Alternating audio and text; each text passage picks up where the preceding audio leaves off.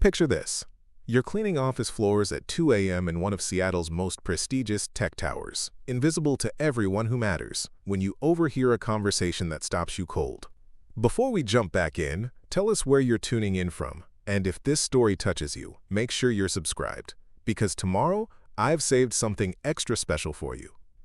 A conversation between a desperate father and his stubborn teenage son that reveals a pain so deep, it makes your own struggles seem small. What would you do if you knew something, just 7 words, that could change everything for them? Would you risk your job, your reputation, everything you've worked for, to help strangers who don't even know your name? This is exactly what happened to Noah Martinez, a 34-year-old single father working the night shift at Thompson Tech Solutions. What he whispered to 16-year-old Ryan Thompson, the blind son of CEO Marcus Thompson, didn't just restore sight to a boy who'd given up hope. It exposed a truth so powerful, it transformed 3 lives forever and reminded an entire company what really matters when the world goes dark. Noah Martinez had learned to become invisible. After 2 years of working the graveyard shift at Thompson Tech Solutions, he'd perfected the art of moving through 30 floors of gleaming offices like a ghost, emptying trash bins and mopping floors, while Seattle's tech elite slept soundly in their expensive homes. His khaki uniform and quiet demeanor made him practically furniture to the few executives who occasionally worked late, which was exactly how he preferred it. The irony wasn't lost on him. 5 years ago, he'd been the one in the expensive suits, debugging complex software systems and presenting solutions to Fortune 500 companies. Back then, people hung on his every word, valued his insights, treated him like the brilliant systems analyst he'd trained years to become. That was before Emma got sick. Before the medical bills started piling up like autumn leaves. Before his wife decided that loving a man drowning in debt wasn't part of her life plan. Now, at 34, Noah's world had shrunk to exactly 3 things: his 8-year-old daughter Emma, his janitor's cart, and the quiet satisfaction of honest work that paid enough to keep them afloat. Emma never complained about their cramped apartment or the fact that Daddy worked while she slept. She understood, in that wise way children sometimes do, that love meant sacrifice, and sacrifice meant cleaning office buildings until dawn. The Thompson family occupied the top floor, literally and figuratively. Marcus Thompson had built his tech empire from nothing, and his corner office reflected every dollar of his success. Floor-to-ceiling windows overlooking Elliott Bay, furniture that cost more than Noah made in 6 months, awards and photos documenting 20 years of corporate victories. But success, Noah had learned, didn't immune anyone from heartbreak. He'd been hearing whispers about Ryan Thompson for months. The CEO's only son, 16 years old, born with a rare condition that had slowly stolen his sight over the past 3 years. The building's day shift workers gossiped about how the boy had become a recluse, refusing visitors, rejecting experimental treatments, turning away from a world he could no longer see. They talked about how Marcus Thompson, the man who'd built an empire by solving impossible problems, couldn't convince his own son to fight for his vision. Noah understood that kind of stubborn despair better than he cared to admit. After Emma's diagnosis with juvenile arthritis, he'd watched his bright, dancing daughter retreat into herself, convinced her body had betrayed her. The difference was, Noah had found words that brought Emma back to life. Words about strength that didn't require perfect health, about courage that grew stronger when things got harder, about fathers who would move mountains to see their children smile again. Preparing and narrating this story took us a lot of time, so if you are enjoying it, subscribe to our channel. It means a lot to us. Now, back to the story. What Noah didn't know as he pushed his cart through the executive floor that cold February night was that Marcus Thompson was upstairs having the same conversation with Ryan that he'd been having every night for 6 months. The same desperate plea for his son to consider the surgery that could restore his sight. The same stubborn refusal from a boy who'd decided that hope was just another word for disappointment. And Noah certainly didn't know that in less than 10 minutes he'd find himself in an elevator with both of them, holding cleaning supplies and a janitor's wisdom that would change everything. The elevator doors opened on the 32nd floor at 2:47 a.m., and Noah stepped inside with his cleaning cart, expecting another routine trip to the executive level. What he found instead was Marcus Thompson standing beside his 16-year-old son Ryan, both of them looking like they'd been through an emotional battlefield. The CEO's usually perfect appearance was disheveled, tie loosened, hair messed up, eyes red with exhaustion. Ryan stood rigidly beside his father, white cane in one hand, jaw set in the kind of defiance that only teenagers could master. Noah pressed himself into the corner, hoping to blend into the elevator's brushed steel walls. He'd learned that wealthy people preferred to pretend service workers didn't exist, especially during private family moments. But as the elevator climbed toward the penthouse office, the tension between father and son filled the small space like a toxic gas. "Ryan, please," Marcus's voice cracked with desperation. "Dr. Chen has done this surgery hundreds of times. The success rate is 87%. Those are incredible odds. I don't care about your statistics, Dad." Ryan's voice carried the bitter edge of someone who'd heard the same argument too many times. 87% means 13% failure. 13% chance I go through all that pain and wake up still blind, except now everyone will look at me with pity instead of just leaving me alone. Marcus ran his hands through his graying hair. "Son, you used to love photography. You'd spend hours capturing the sunset over the sound, editing photos until they were perfect. You could do that again. You could see Emma's face when she graduates high school, see your mother's smile, see the world you're missing." "That's exactly the problem." Ryan turned toward his father's voice, and Noah could see tears threatening to spill from the teenager's sightless eyes. "I remember all of that too well. I remember colors and faces and sunsets. I remember what I've lost. If the surgery fails, I'll have to grieve all of that again. I'll have to accept being broken twice. I can't do that, Dad. I won't." The elevator reached the top floor, but neither Thompson moved to exit. Marcus looked at his son with the helpless expression of a man who'd built a billion-dollar company by finding solutions, only to discover that love and determination couldn't fix everything. Noah had seen that same look in his own mirror during Emma's worst days. "You're not broken," Marcus whispered. "You're my son. You're brilliant and funny and stubborn as hell. You're everything good about me without any of the ruthless ambition that built this company. This surgery isn't about fixing you. It's about giving you choices. Options. A future where you can decide what comes next instead of having blindness decide for you." Ryan's composure finally cracked. "You don't understand what it's like. You wake up every morning and see your reflection, see the sunrise, see the world exactly as you expect it to be. I wake up every morning to darkness and have to remember all over again that this is my life now. The surgery won't give me my old life back. It'll just give me a different version of disappointment." The elevator doors started to close, but Marcus held them open with his foot. Father and son stood in the doorway, neither moving forward nor backward, trapped in a conversation that had no good ending. Noah watched this private moment unfold, feeling like an intruder but unable to leave. Something about Ryan's words hit too close to home. Emma had said almost exactly the same thing after her arthritis diagnosis. She'd refused physical therapy, rejected the idea that she could still dance, convinced herself that hoping for improvement was just setting herself up for more pain. Noah had spent weeks trying to find the right words, the right approach, the right way to convince his daughter that fighting was worth the risk of losing. "Mr. Thompson," Noah heard himself say, his voice cutting through the family argument like a knife through silk.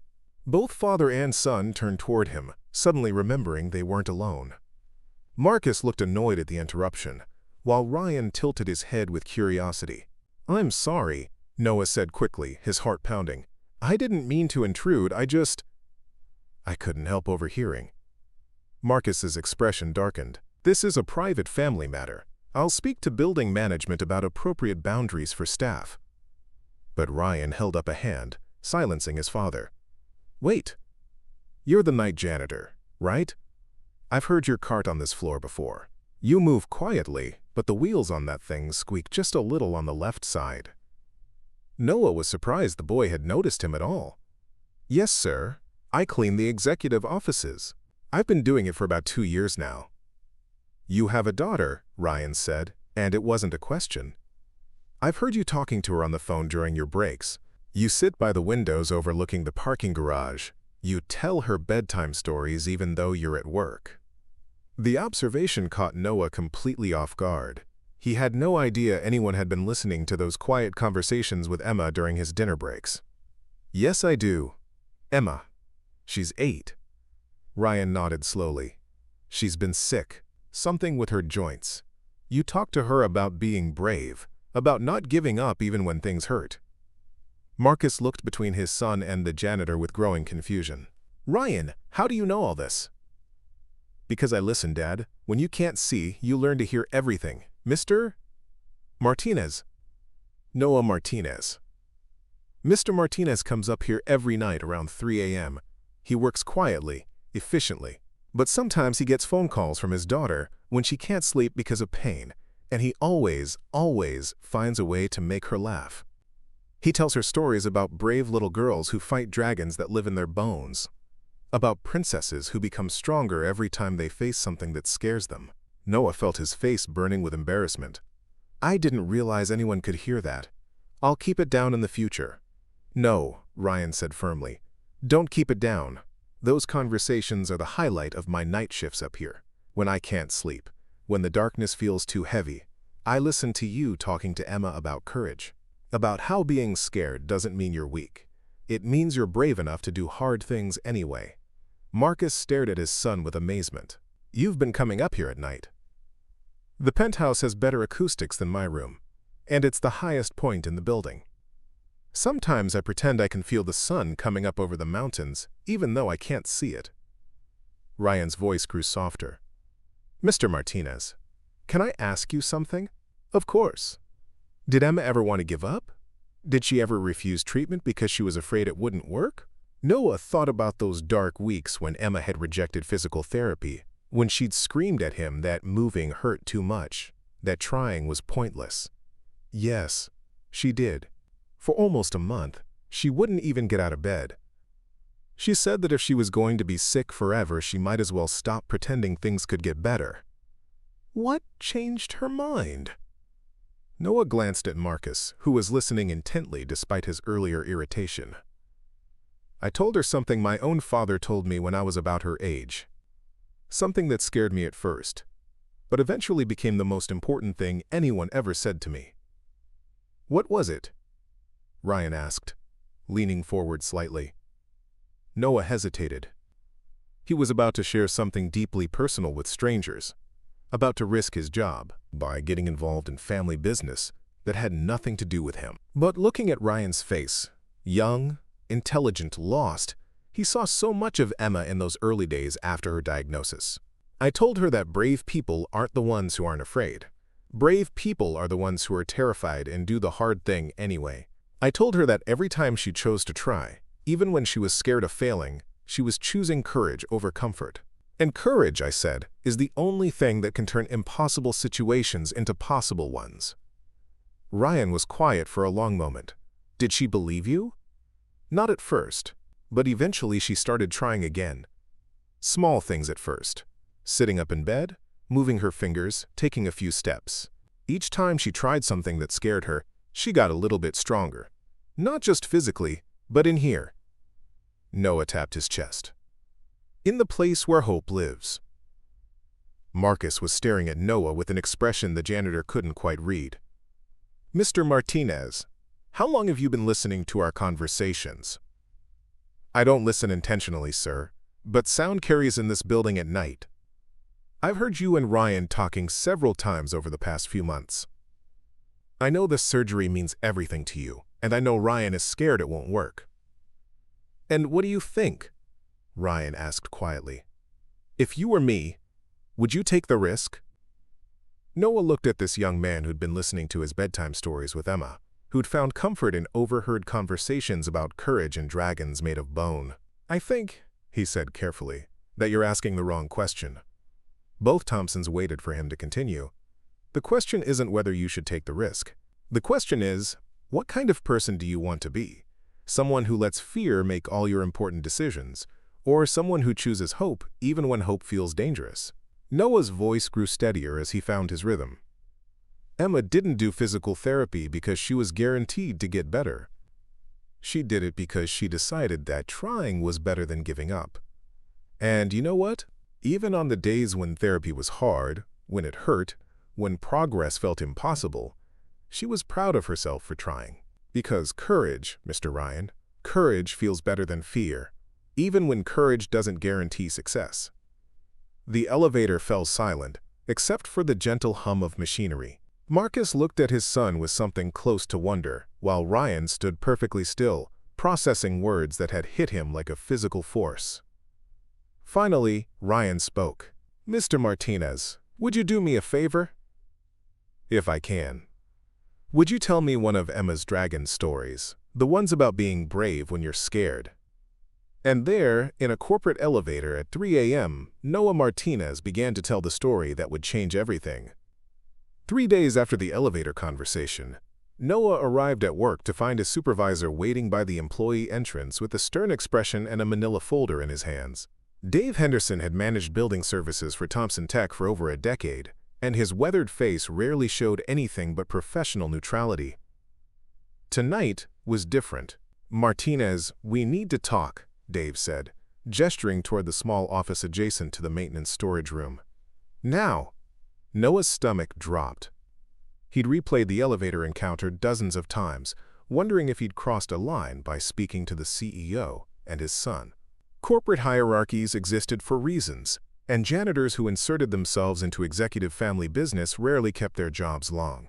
As he followed Dave into the cramped office, Noah mentally calculated how many weeks of unemployment benefits he might qualify for, and whether Emma's medical insurance would continue if he got fired. Dave closed the door and sat behind his metal desk, tapping the folder with thick fingers. "Got an interesting call yesterday from Marcus Thompson's office. About you." "Sir, I can explain." "Can you?" Dave's expression remained unreadable. "Can you explain why the CEO of this entire company specifically requested that you be reassigned to work exclusively on the executive floor? Can you explain why he's tripling your hourly wage and asking HR to fast-track you for full health benefits instead of the partial coverage you've got now?" Noah blinked, certain he'd misheard. "I'm sorry, what?" Dave opened the folder and pulled out several official-looking documents. "Effective immediately, you're being promoted to executive floor specialist. Your new shift runs from 10 p.m. to 6 a.m. Monday through Friday. Your hourly rate goes from $15 to $45. Full medical, dental, and vision insurance kicks in next week. Plus, there's a signing bonus." He slid a check across the desk. $5,000. Noah stared at the check, then at Dave, then back at the check. The amount was more money than he'd had in his savings account since before Emma's diagnosis. "I don't understand. Why would Mr. Thompson do this?" "That's what I was hoping you could tell me, because in 23 years of managing building services, I've never seen anything like this. CEOs don't notice janitors, Martinez. They sure as hell don't give them raises that would make their middle managers jealous." Before Noah could respond, Dave's desk phone rang. He answered with his usual gruff efficiency. Then, his expression shifted to something approaching awe. "Yes, sir. Yes, he's right here. Of course, sir. Right away." He hung up and looked at Noah with new respect. That was Thompson's executive assistant. "You're wanted upstairs." Now. The elevator ride to the top floor felt surreal. Noah still wore his maintenance uniform, still carried his ID badge that identified him as custodial staff, but everything had changed in ways he couldn't comprehend. When the doors opened, he was greeted not by the usual empty hallway, but by Marcus Thompson himself, standing outside his office in an expensive suit that probably cost more than Noah made in 3 months. "Mr. Martinez," Marcus said, extending his hand. "Thank you for coming up. I hope the schedule change works for your situation with Emma." Noah shook the offered hand, still struggling to process the magnitude of what was happening. "Mr. Thompson, I don't understand why you're doing this. All I did was share a bedtime story." Marcus smiled, and for the first time since Noah had known of the man's existence, the expression reached his eyes. "You did considerably more than that. Would you like to meet my son properly?" He led Noah into the penthouse office, where Ryan sat in a leather chair by the floor-to-ceiling windows, no longer holding the defensive posture Noah remembered from the elevator.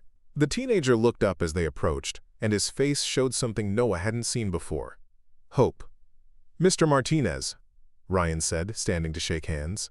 "I wanted to thank you personally, and to tell you something important." "What's that?" "I called Dr. Chen this morning. The surgery is scheduled for next Friday." Noah felt his knees go weak. "Ryan, that's incredible news.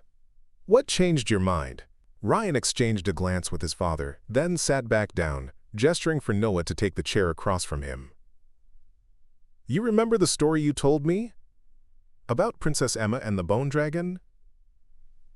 Of course. It had been one of Noah's favorites, created during Emma's worst flare-up the previous winter. A story about a brave princess who had to fight a dragon that lived inside her own body, making her joints ache and her movement difficult. The dragon fed on fear and doubt, growing stronger every time the princess refused to try something new. You said that Princess Emma discovered something important about her dragon, that it wasn't really trying to hurt her, it was just scared. Scared of change, scared of the princess becoming too strong, scared of being forgotten. So instead of fighting the dragon, Princess Emma decided to make friends with it. Noah nodded. Emma loved that part. She said it made her arthritis feel less like an enemy and more like something she could work with. "That's exactly what happened to me," Ryan continued. "I realized that my fear of the surgery wasn't really about the 13% failure rate. It was about something much deeper. I was afraid that if I could see again, I'd have to go back to being the person I was before I lost my sight. The person who took everything for granted, who never really listened to people, who lived on the surface of things." Marcus leaned forward in his chair. "Ryan, you were never that shallow. You were just young." "Maybe. But losing my sight taught me things I never would have learned otherwise. I can hear the difference between real laughter and polite laughter. I can tell when someone is sad just by the way they breathe. I notice things that sighted people miss because they're too busy looking at everything else." Ryan turned toward Noah's voice with uncanny accuracy. "When I listened to you talking to Emma, I heard something that changed everything. You weren't just telling her stories to distract her from pain. You were teaching her that strength comes from accepting all parts of yourself, even the broken parts, even the scared parts." "That's right," Noah said softly. "Emma's arthritis isn't going away. But she doesn't have to let it control her life." "Exactly. And my fear of surgery isn't going away either, but I don't have to let it control my future." Ryan's voice grew stronger. "I called Dr. Chen because I realized something important. The surgery isn't about choosing between being blind or being sighted. It's about choosing between fear and possibility. And thanks to a certain janitor who tells dragon stories at 3 a.m., I've learned that possibility is always worth the risk." Marcus was staring at his son with an expression of pure amazement. "Ryan, do you mean that? You're really ready for this?" "I'm terrified," Ryan admitted, "but I'm excited too. And you know what Mr. Martinez told me? Scared feelings and excited feelings are exactly the same, except for the story you tell yourself about them." Noah smiled, recognizing Emma's wisdom passed through his own words back to this remarkable young man. She's going to love knowing that her story helped someone else be brave. "About Emma," Marcus interjected. "I hope you don't mind, but I did some research after our conversation. Juvenile arthritis treatment has advanced significantly in recent years. There's a specialist at Seattle Children's Hospital, Dr. Sarah Kim, who's pioneering some revolutionary approaches.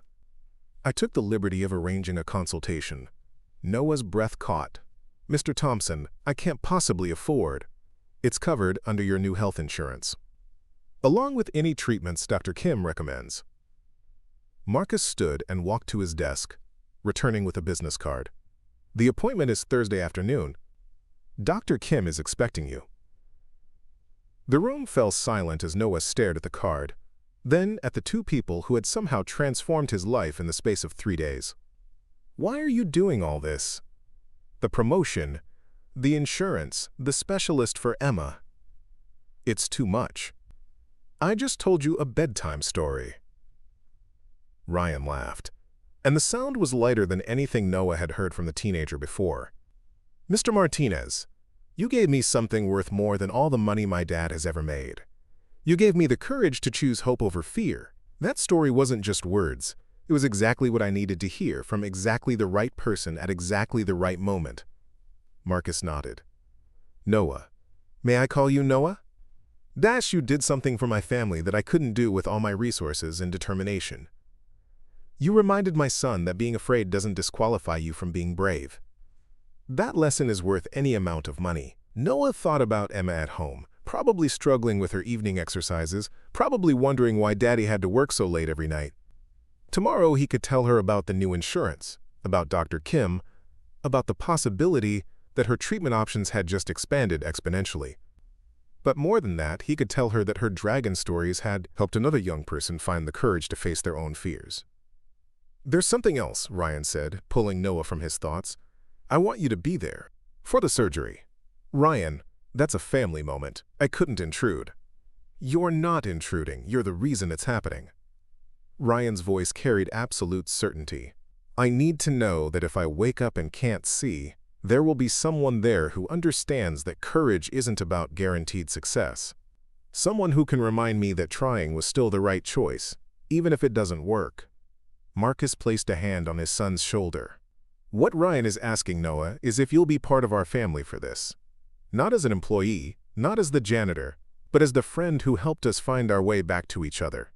Looking at these two people who had just changed his and Emma's entire future, Noah realized that sometimes the most important conversations happen in the most unexpected places.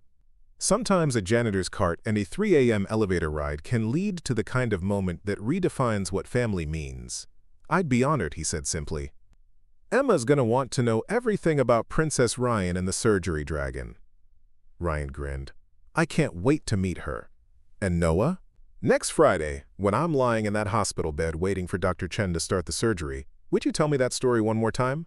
About choosing courage over comfort?" "Every word," Noah promised. "Every single word." The surgery was scheduled for 7 a.m. on a Friday morning at Seattle General Hospital, and Noah arrived at 6:15 to find the waiting room already buzzing with an energy he hadn't expected. What he'd imagined would be a quiet, private family moment had somehow transformed into something much larger.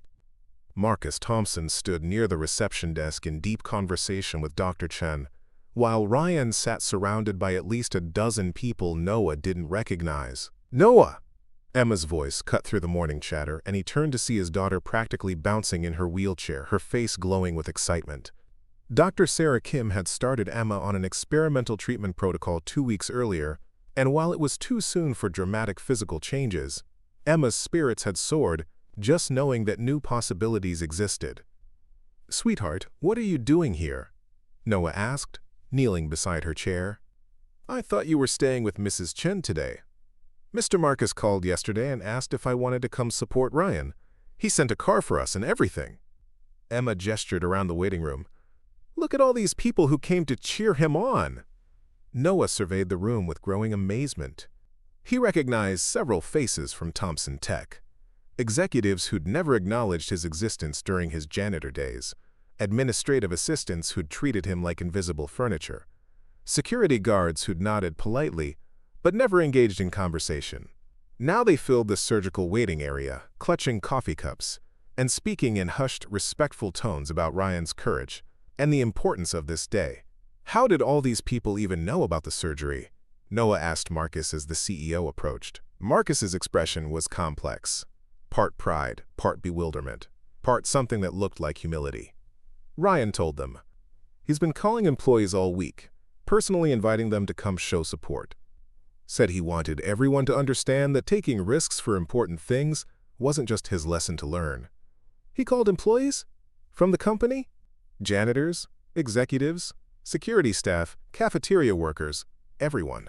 He spent hours on the phone, talking to people about courage and fear and the importance of community during difficult moments." Marcus shook his head in wonder. "I've been running that company for 20 years, and I never realized how many people felt disconnected from each other." Ryan somehow managed to turn his surgery into a reminder that we're all human beings first, employees second. Dr. Chen approached their group, her surgical scrubs crisp and her expression professionally confident. "We're ready for Ryan. The procedure should take approximately 4 hours. The anesthesia team is excellent, and we've run through every possible scenario. I want everyone to know that Ryan's attitude going into this surgery is the most positive I've ever encountered.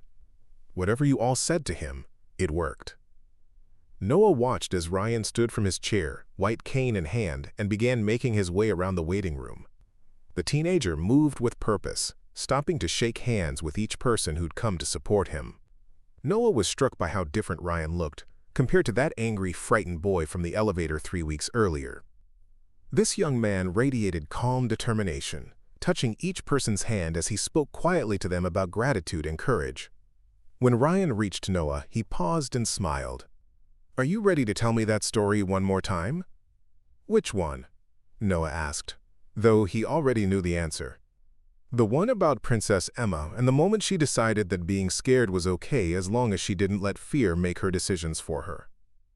Emma wheeled her chair closer. "That's my story." "Well, Daddy's story about me, but still mine. Ryan, I've been practicing being brave just like you. Yesterday, I tried a new physical therapy exercise that really hurt, but I did it anyway, because courage means doing hard things even when you're scared." Ryan knelt down to Emma's level, his hand finding hers with the precision that came from months of navigating the world without sight. "Emma, you know what? I think we're going to help each other be brave today. While I'm in surgery learning to see again, you can practice your exercises and show me how strong you've gotten when I wake up." "Deal," Emma said solemnly. "But Ryan, even if the surgery doesn't work exactly like you want, you're still going to be brave. Because bravery isn't about things turning out perfect. It's about choosing to try when trying is scary." Marcus watched this exchange between his son and an 8-year-old girl in a wheelchair, and Noah saw something shift in the CEO's expression. A recognition, perhaps, that wisdom often came from the most unexpected sources, and that the people he'd overlooked for years had been carrying lessons he desperately needed to learn. Dr. Chen returned to escort Ryan to the pre-operative area, and the teenager stood to follow her. But instead of leaving immediately, he turned back to address the entire waiting room. "I want to thank everyone for being here," Ryan said, his voice carrying clearly through the sudden silence. 3 weeks ago, I was convinced that hope was just another word for setting yourself up for disappointment. I thought that staying safe meant avoiding risks, and that courage was something other people had that I'd lost along with my sight. He paused, finding Noah's face in the crowd with the uncanny accuracy he'd developed over months of careful listening. "Then I met someone who taught me that courage isn't the absence of fear. It's the decision to do important things, even when you're terrified of the outcome. Someone who showed me that the stories we tell ourselves about our circumstances matter more than the circumstances themselves." The waiting room was completely quiet now, everyone focused on Ryan's words.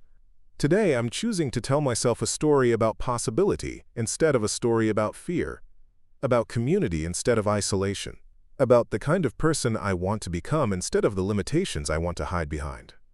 Ryan's voice grew stronger as he continued. "But here's what I've learned from my new friend Noah and his incredible daughter Emma. Courage is contagious.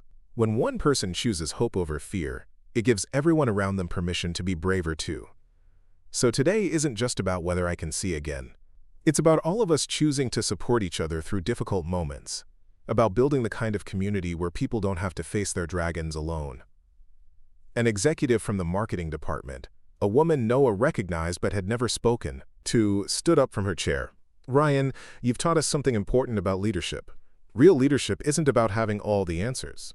It's about having the courage to be vulnerable in front of people who can help you find solutions." Others began to speak up around the room. A security guard talked about how Ryan's phone call had reminded him that everyone in the building was fighting battles others couldn't see. A cafeteria worker mentioned that she'd started checking on elderly neighbors after Ryan's conversation about the importance of community during difficult times. An accountant shared how Ryan's story about choosing courage over comfort had inspired her to finally apply for a promotion she'd been afraid to pursue. Noah listened to these testimonials with growing amazement. Somehow, Ryan's decision to have surgery had sparked something much larger than a medical procedure. It had become a catalyst for an entire community to examine their own relationships with fear and courage. Dr. Chen cleared her throat gently. "Ryan, we really do need to get started." Ryan nodded and began walking toward the surgical suite, but he stopped next to Noah one last time. "Remember what you promised me?" "Every word," Noah said. "If you wake up and can't see, I'll remind you that choosing to try was still the right decision, that courage matters more than outcomes." "And if I wake up and can see?" Noah smiled. "Then I'll remind you that the bravest thing you did wasn't having the surgery. It was choosing to trust people enough to let them support you through something scary." Ryan hugged Noah quickly, then Emma, then his father. As he disappeared through the surgical suite doors with Dr. Chen, the waiting room settled into the peculiar combination of tension and hope that accompanies all vigils for people we care about. Marcus sat down beside Noah, both men staring at the doors where Ryan had vanished. "Noah, I need to ask you something that's been bothering me for weeks." "What's that? Why didn't you ever apply for a position that matched your qualifications? I had HR pull your file after our elevator conversation. You have a master's degree in systems analysis. You designed software solutions for Fortune 500 companies.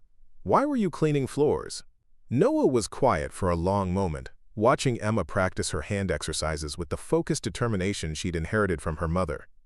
Pride, mostly. And fear. "After Emma got sick and the medical bills started piling up, I lost my job because I was missing too much work for her appointments. By the time I was ready to look for work again, I'd been unemployed for 8 months. Nobody wanted to hire a systems analyst with an employment gap and family obligations that might interfere with 60-hour work weeks. So you took the first job you could find. I took the job that would hire me immediately and provide health insurance for Emma. I told myself it was temporary, just until I could get back on my feet financially. But temporary became permanent, and permanent became who I thought I was." Marcus nodded slowly. "And now?" Noah looked around the waiting room, filled with people who'd come to support a teenager they barely knew, all because that teenager had chosen vulnerability over isolation. "Now I'm wondering if maybe the person I thought I was and the person I actually am were never the same thing. Maybe I was so busy hiding from failure that I forgot I had anything valuable to offer." 4 hours later, when Dr. Chen emerged from the surgical suite with a smile that lit up the entire waiting room, Noah realized that Ryan's gift hadn't been his recovery. It had been his reminder that every person contained multitudes, and that courage was always available to anyone brave enough to reach for it. The surgery had been a complete success.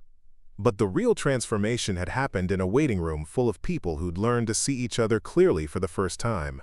6 months later, Noah stood at the podium in Thompson Tech's main auditorium, looking out at an audience that included employees from every level of the company, local business leaders, and families whose lives had been touched by what the Seattle Times had dubbed the Thompson Initiative. He wore a suit that fit properly, carried business cards that identified him as Director of Community Development, and spoke with the confidence of someone who'd remembered what he was capable of when fear stopped making his decisions. Ryan sat in the front row, his eyes bright and clear, taking photographs of the presentation with the expensive camera his father had bought him the day his bandages came off.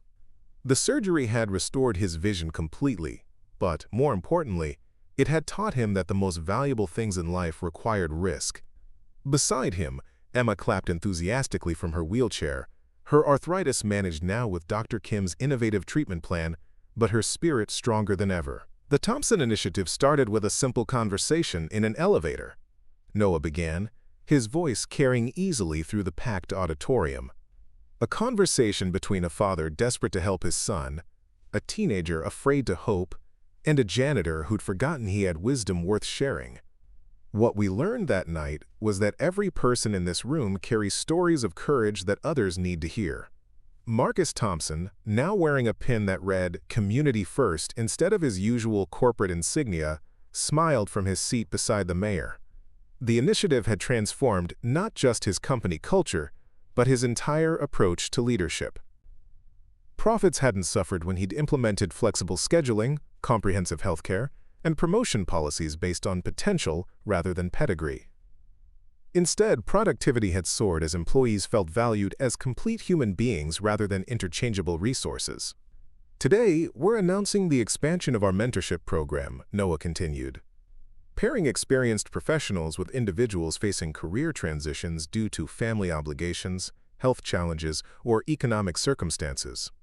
Because we've learned that talent doesn't disappear during difficult times, it just needs the right support to flourish again."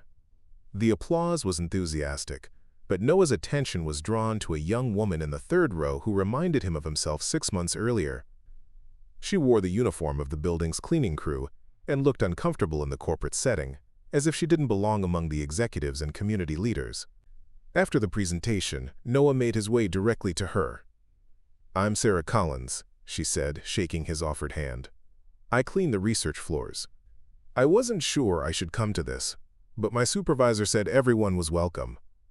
"Everyone is welcome," Noah assured her. "What do you do when you're not cleaning research floors?" Sarah's expression shifted, hope flickering in her eyes.